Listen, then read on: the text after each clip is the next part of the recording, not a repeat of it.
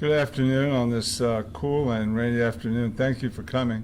I think this is an important story for many reasons, not the least of which is that we as a society have been wrestling with this phenomenon of drugs, illegal drugs on our streets for really decades now. I'd like to start off by saying that although I'm standing up here as the spokesperson for the Martin County Sheriff's Office, and did happen to be at the arrest yesterday, I don't in any way deserve any of the credit other than as a representative of the Sheriff's Office. The credit for this record seizure belongs to the Martin County Sheriff's Office, the men and women who work as a team. Our motto is one team, one fight, and work so tirelessly and selflessly to see that drugs like this don't end up on our streets. And then secondly, as the point of the spear in this operation, I want to publicly thank the men and women that work in our Special Investigations Division. They truly deserve the credit. They're the ones that work so hard and take such risks, and were the ones approaching the car at the seizure who put their life in jeopardy to get this poison off our streets. I think you know some of what occurred, and before you leave today, I'll give you affidavits so that you know exactly who we're talking about. I want to start off by also saying that there are some parts of this investigation that I will not be able to discuss with you. It's a complex investigation, multi-state investigation, multi-jurisdictional investigation. This case has tentacles that go throughout the United States. Excuse me, and the last thing I want to do today is to say anything that compromises our ability to continue following up after this and hopefully make more arrests and more seizures. The summary of this case is that after an extensive and complex investigation, our narcotics section detectives were able to intercede and seize a record amount excuse me, of narcotics here in Martin County. In fact, they seized $300,000 worth of fentanyl. So had that reached our streets, it would have gone to $300,000 for people. It was 10,000 pills. Those pills were in the form of pressed pills with counterfeit logos on them, making it look as if they were oxycodone. Now, the danger of that is this, that we have people in our community, unfortunately, who got themselves addicted to opioids through maybe a surgery, a bad back. There's all kinds of reasons. So I think it's an important nuance. There's two types of people using opioids today. One of those would be people who got, I would say, accidentally hooked. They started off in legitimate pain, and then they got addicted to it, and they go out and get opioids. They would probably be looking for legitimate pharmaceutical grade oxycodone.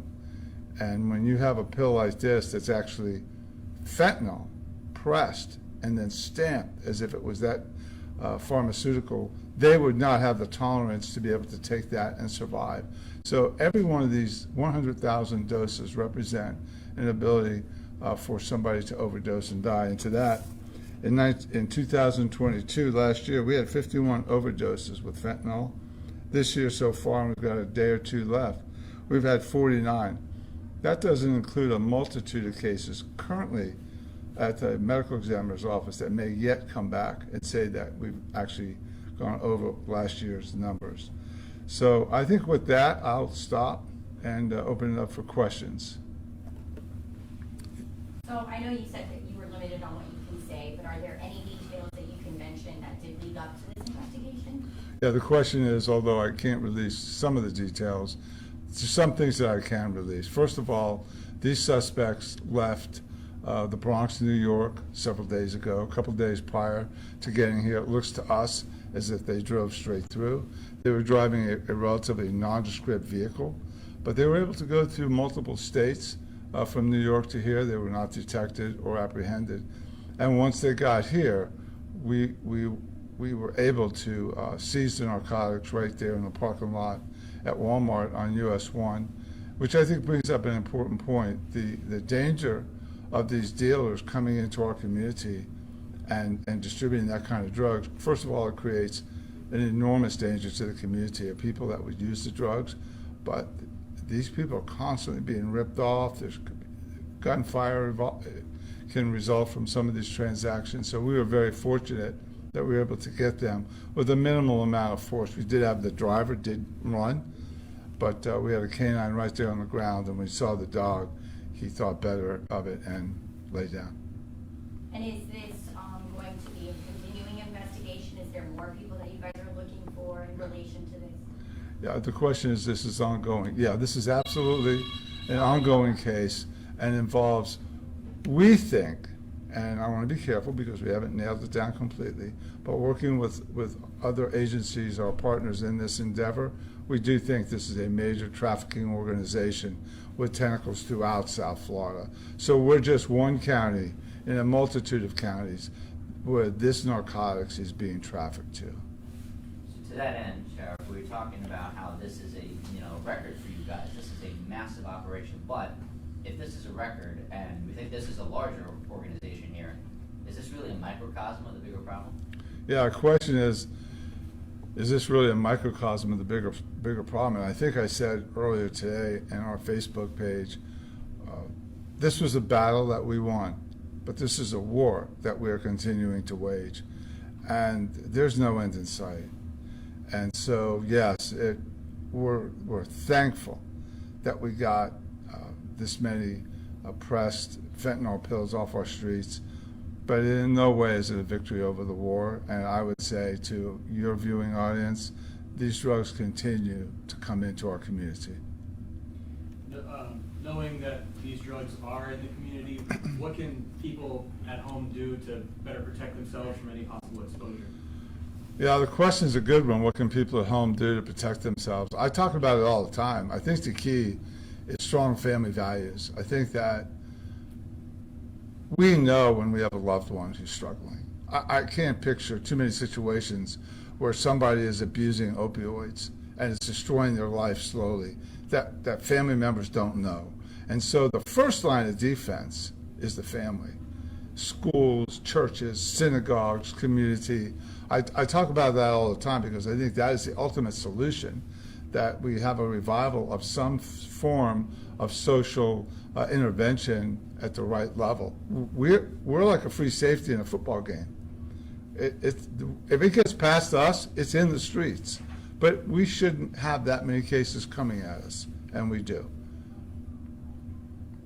Sheriff, I have a question. I know a lot of times when we post these things, people are saying, well, you got 30 pills, 20 pills, and they say, where's the big dog? Do you consider this arrest a big dog? Yeah, it's a good question. Is this a big arrest compared to our others? I talked to our narcotics sergeant who happens to be up here right now, Sergeant McCarthy, and in his memory, he's been doing this since 2017. This is by far the most we've seen. We generally seize 5, 6 pills. That this is a trafficking weight. You only need 4 grams for trafficking. If you get caught for trafficking, it's a minimum mandatory of 25 years. In this case, they didn't just have 4 grams of fentanyl, they had 2.5 pounds of it. So this, had it hit our streets, we would have been awash in it. Now here's the other danger. Our field test indicates this is a high potency fentanyl. This is not a low dose fentanyl. So every one of those pills had the potential of killing whoever took them. What is their status now, Sheriff? The status of the offenders is they're in jail. They have a bond. Inexplicably to us, the bond could have been $300,000, but for reasons I cannot tell you, the judge in this case opted for a $200,000 bond. And this is a case where they're moving around with $300,000 worth of product that they could have sold. So I suspect with that lower bond, they'll be out and they'll be gone. And they are a flight risk. We know from doing a background on their travel that they've come and go from the country. So hopefully we'll be able to hold on to them. Perhaps the judge will reconsider what I think was a mistake in lowering that bond. Sheriff, when you first saw the quantity, the sheer quantity, what was your initial reaction? Yeah, the question was my reaction when I saw the quantity. When I walked up to that car and saw that bag containing what turned out to be 2.5 pounds, I was absolutely flabbergasted. You know, we're used to 5 pills, 6 pills, 7 pills. 10,000? That's unheard of and dangerous. Extremely dangerous.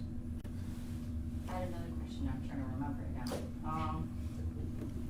Okay, but, the pressure, move on for me, come back to me. I'll come up with another one. Then broad daylight, this is pretty brazen to do this in a shopping plaza by the Walmart. How risky is it for them to do this, and were you surprised that they were so non-covert about it? Yeah, good question. Was I surprised they were so non-covert that did it in broad daylight in a parking lot? We know that that's how they do business.